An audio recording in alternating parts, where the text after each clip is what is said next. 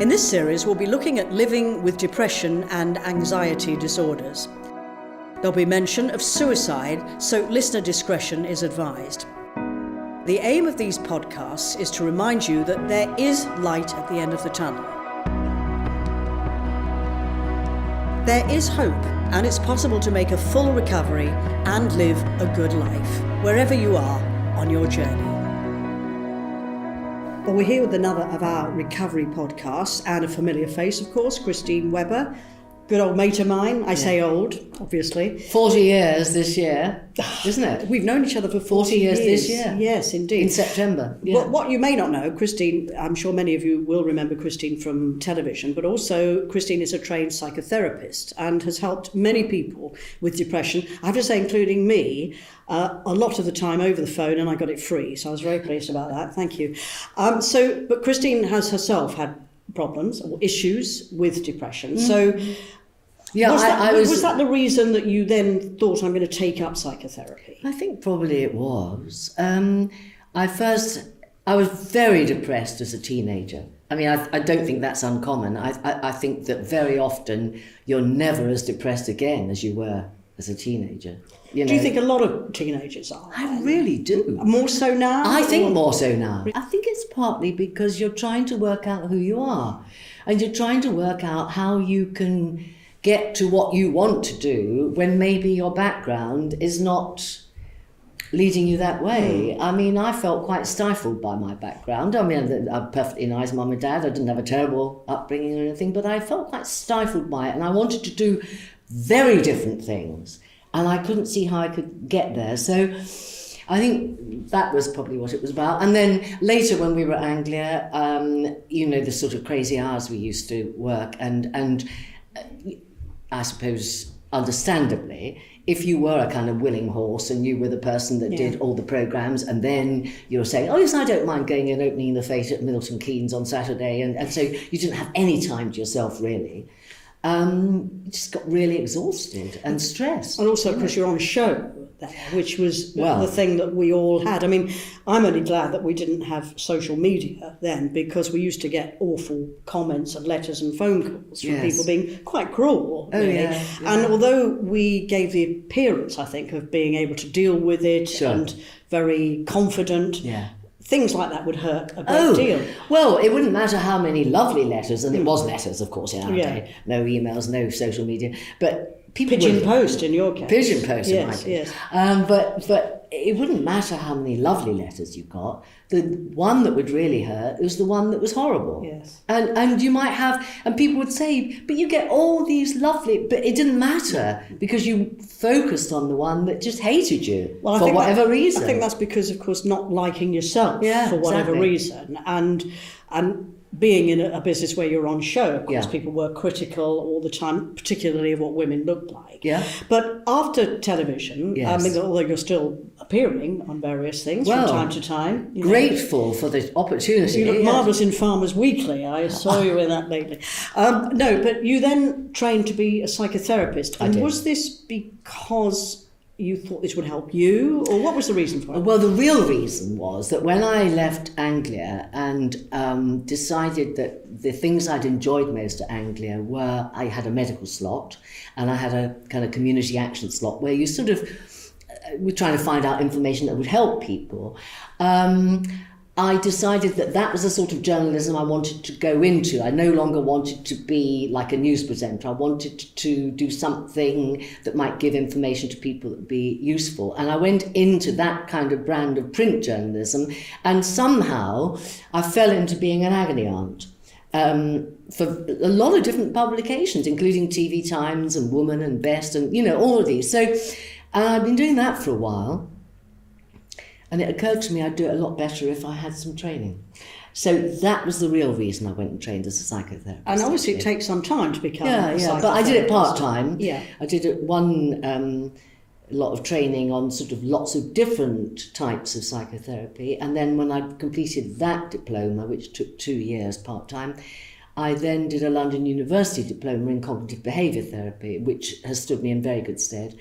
And then I used to write a lot about it. And then I started getting quite a lot of television work, as an expert as opposed to being the presenter. So it was a combination of factors that led me that way.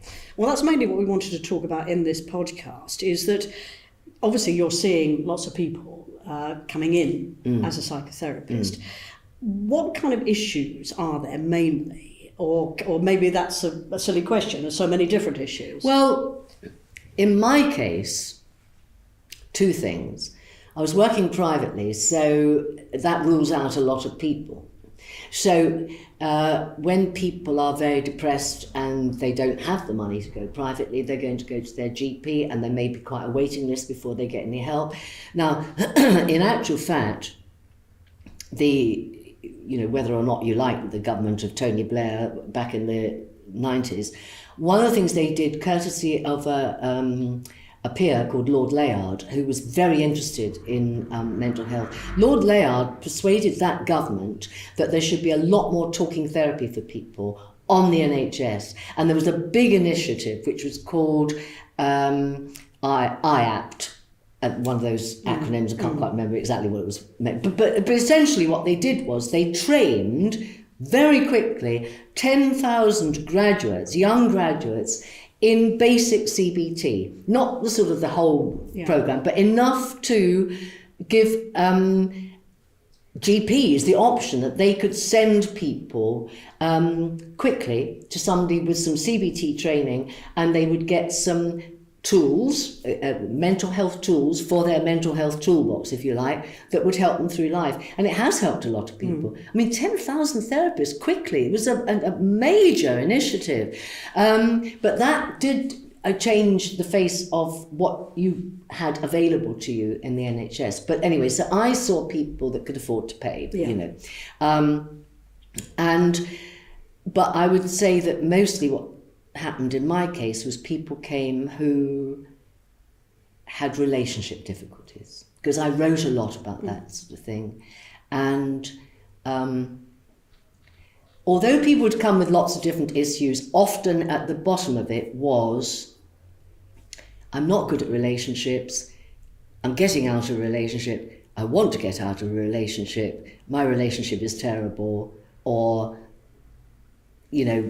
I don't think I'll ever have a relationship again. So I think that's why most people came to me. That was mainly what you did. But in the course of becoming a psychotherapist, has this helped you as well? Because you're saying about how difficult it was as a child and then sort of through the years of television. Has it helped because you are more aware of how you can deal with these things? Oh, definitely.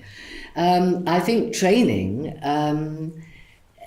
because you've got to explain it to other people, so first of all, I had training from good people, but then as you use that training and you're helping other people either through the written word or on television or face-to-face, it does clarify a lot of issues for you. One of the light bulb moments for me, actually, was I was asked to write a book on happiness. And I thought around this quite a lot, and thought about it in respect to my various patients and what I'd written about over the years.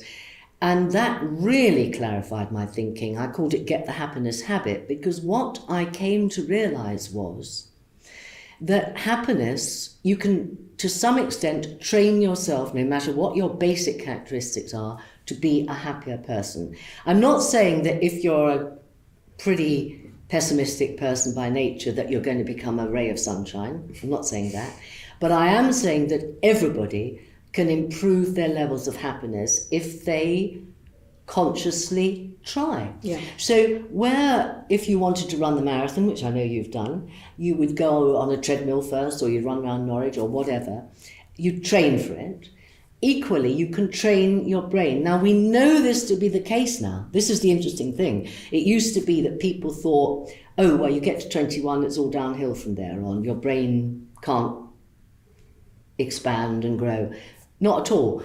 The study of neuroplasticity, which is relatively new, shows that at any time in your life, if you persistently think in a particular way, or train your mind to think in a different way, or meditate regularly or whatever, it forms new connections in the brain. So that really fed into this book before happiness became quite the topic it is today. And I realised that actually by doing certain little exercises, simple things, instead of at the end of the day going, right, well, I've completely messed up, as usual, my day has been awful, let's dwell on all of that. If at the end of every day, even if you think you've had a very bad day, you go, I'm going to try and remember 5 things that made me temporarily happy or contented or pleased me in that day.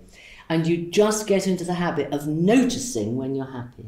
And people would write it down, and that was the foundation for that book. And actually, I realised myself that I could train myself to be more happy. That's very interesting, because I think it's very hard when you have depression. You're comfortable in that position. Yes, it is and a I bit think, of a as you're comfort saying, zone. it is a training. It's like anything, isn't it? Yeah. It is like training your body, and Yeah. if you run, you need to train.